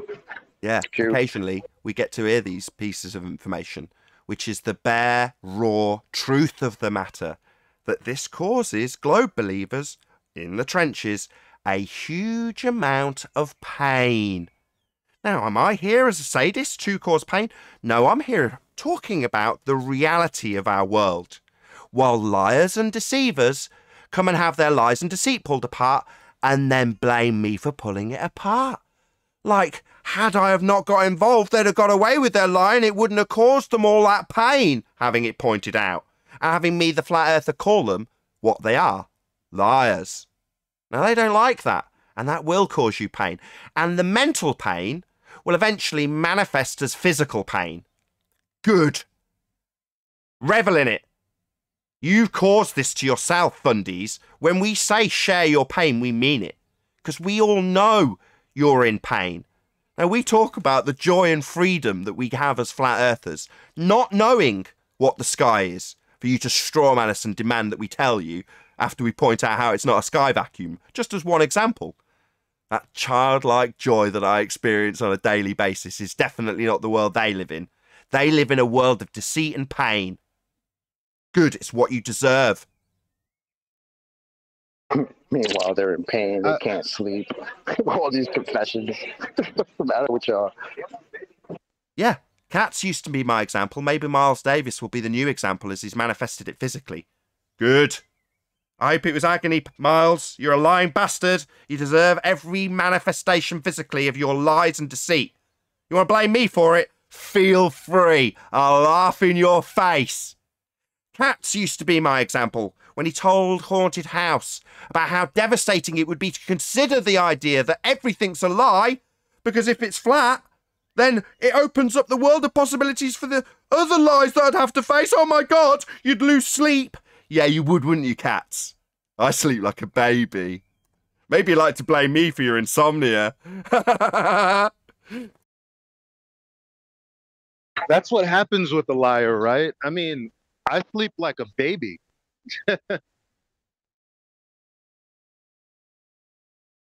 Yeah, it's pretty.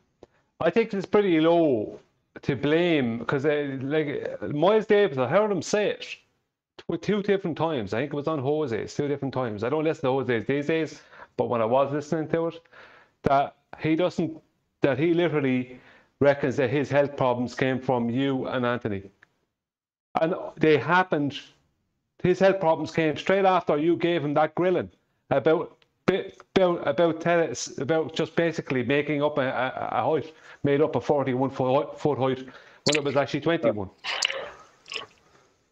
And again, that shows the desperation and the need for this pain that they have, right? Because this clown, what's his name? Miles Davis. He showed up. Yeah, he's on one of the Grumpy clips as the biologist. So you're interjecting yourself into this conversation again and again and again, but meanwhile you want to blame us in the conversation for your pain. You sound like a clown, my friend. Sorry. Yeah, and as much as you might want to project that physical pain onto me, it won't work. You are the one experiencing that pain, not me.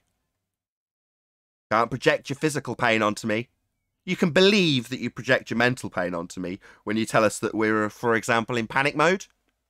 Yeah, that's just projection. Well, the pain is never going to actually be projected onto us. In fact, at this point, after about 5 or 6 years, I'm pretty much impervious to anything you throw at me. Like, literally, it's all water off a duck's back now. So I don't suffer any of the pains that you fundies on the globe side suffer. And suffer you do. So it shows how weak their attacks are, because most of them are ad hominem attacks. All of their tactics are to distract from keeping on point.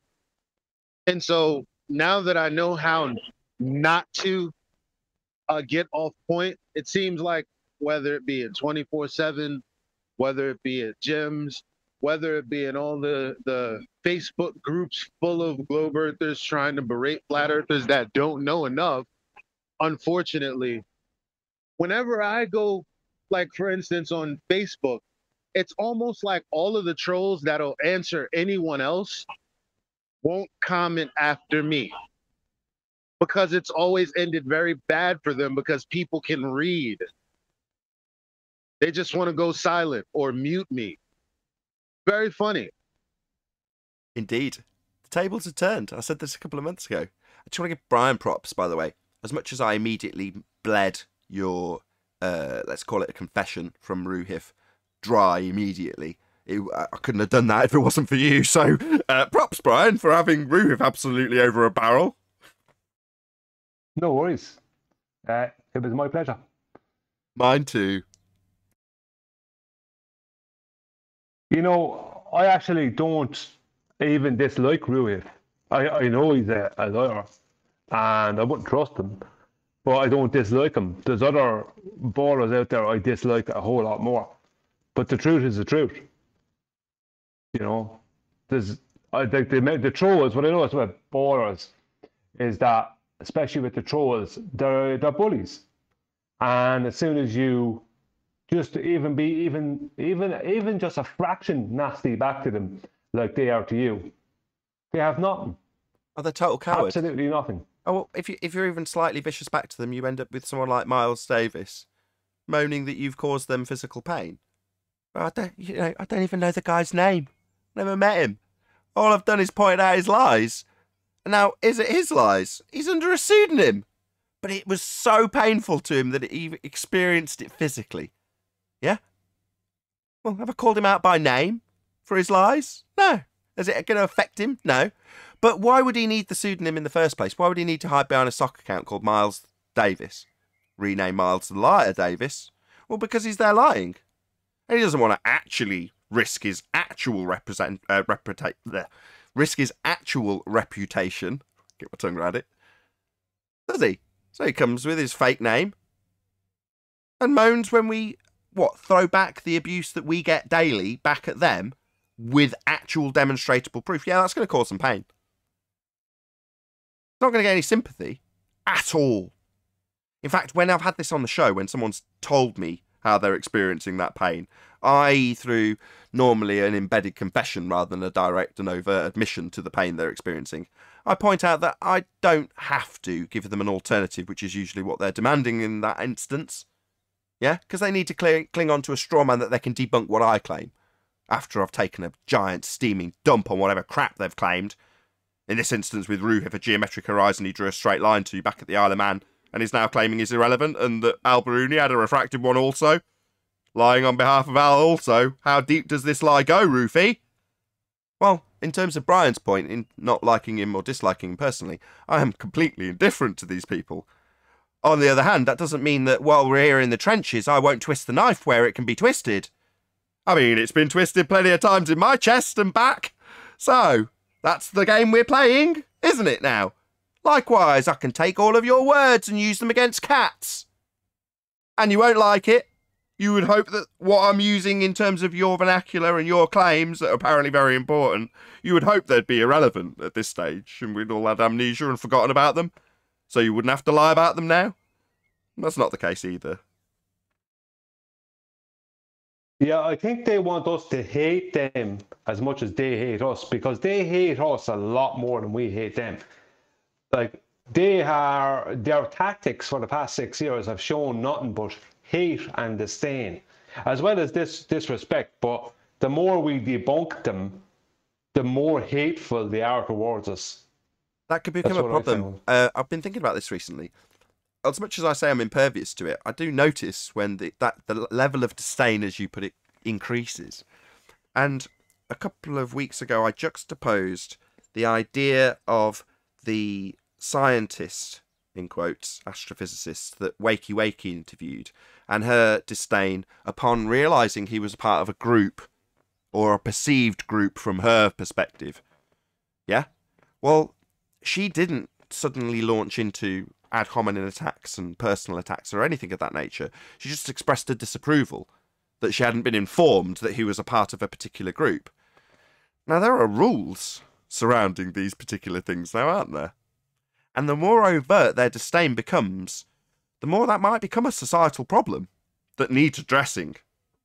So they might inadvertently, the globe as this is, push this subject into a protected arena by their own vicious nature.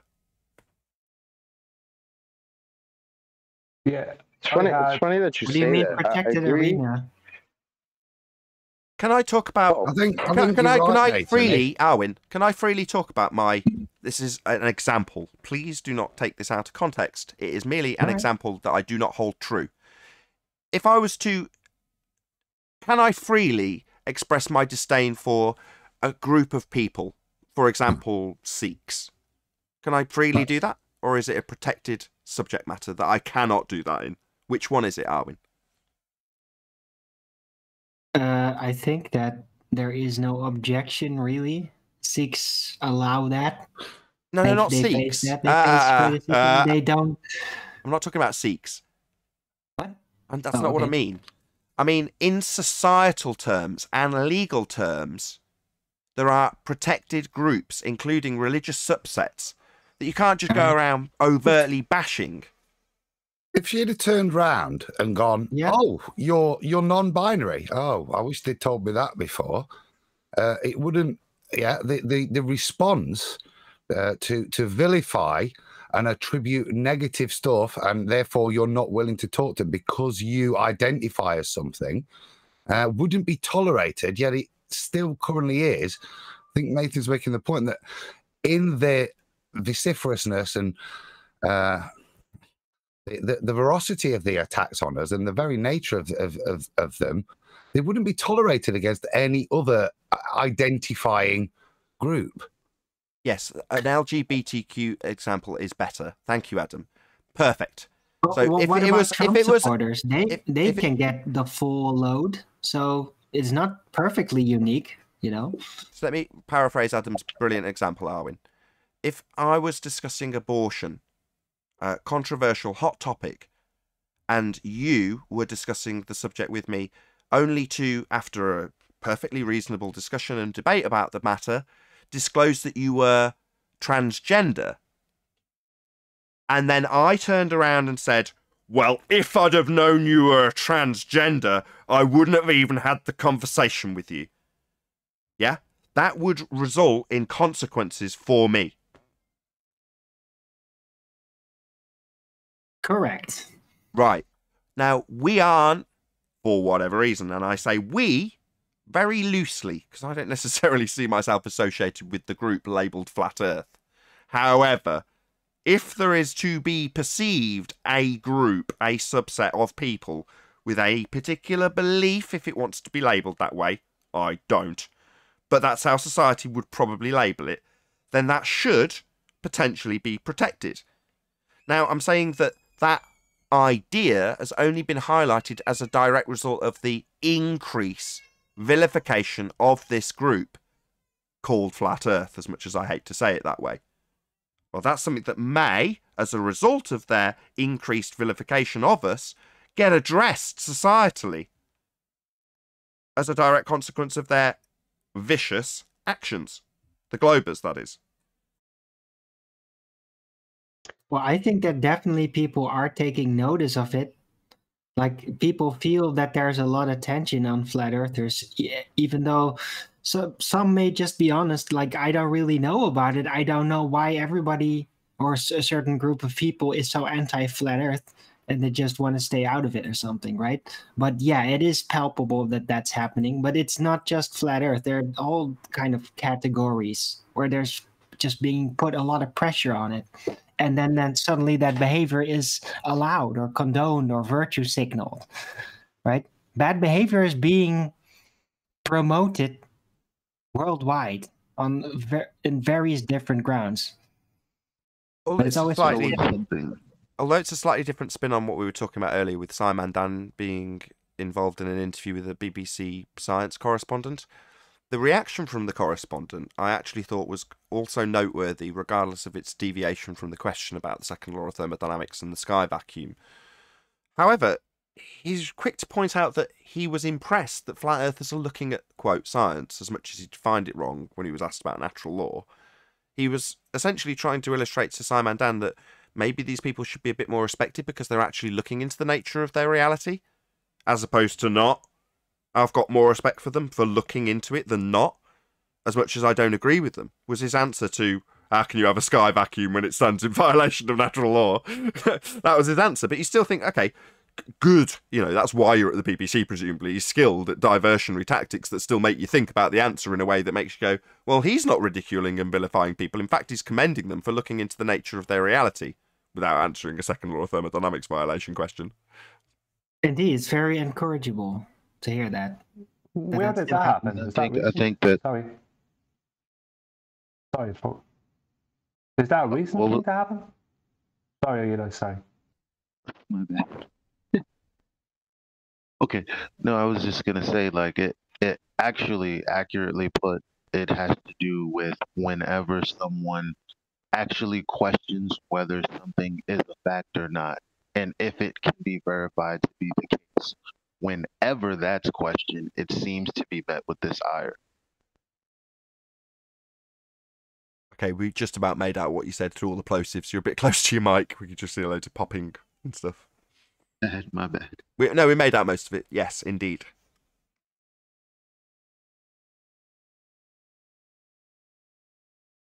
It's an interesting time for me as a flat earther.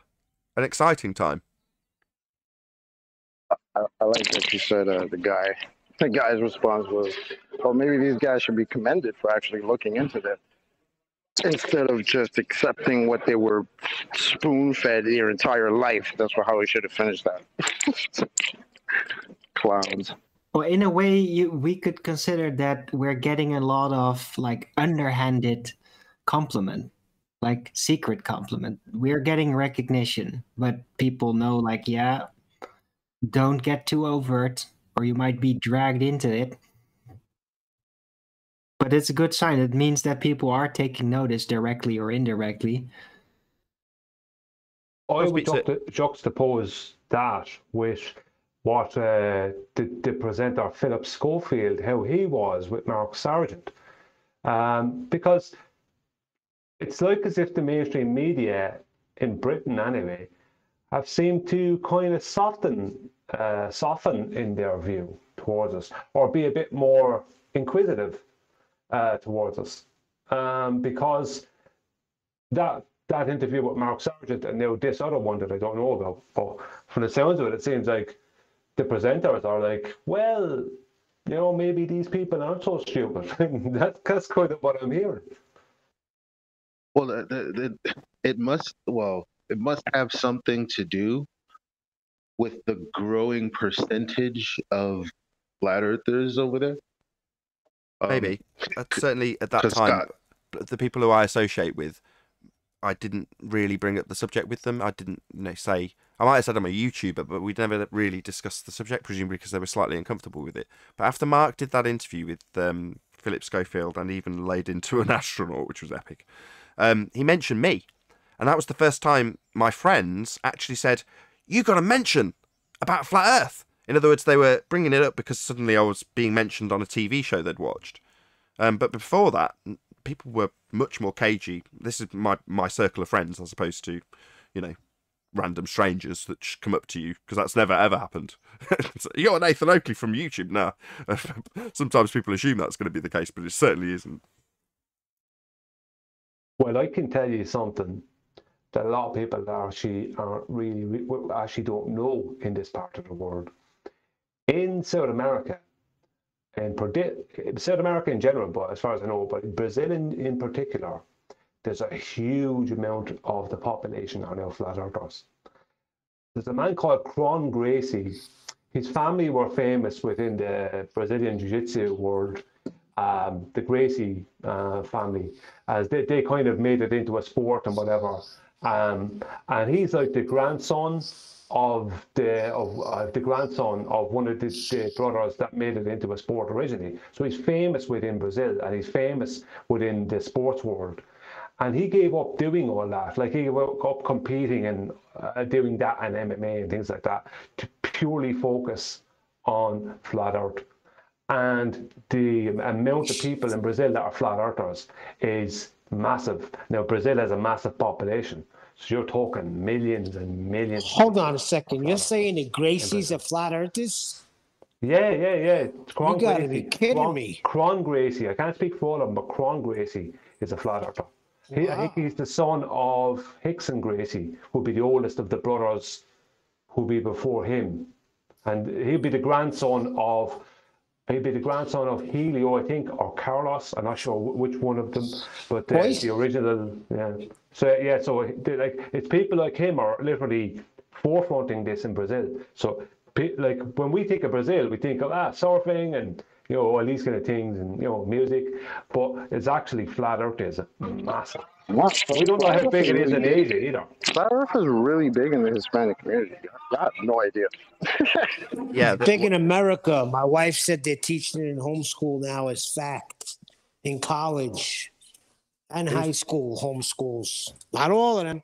The stuff from South But America even that was... some of them are. Globers, you hear that? The stuff from South America was amongst the first stuff I saw when I first encountered this subject. So, like, images of graffiti in South America saying Earth is flat. Well, that was certainly not anything part of the Western world that I'd experienced at that point. So, like I say, it was obviously prevalent in South America prior to it hitting here in 2014 or wherever it was. So, I think it's been around, or on the surface level there, much longer than it has here.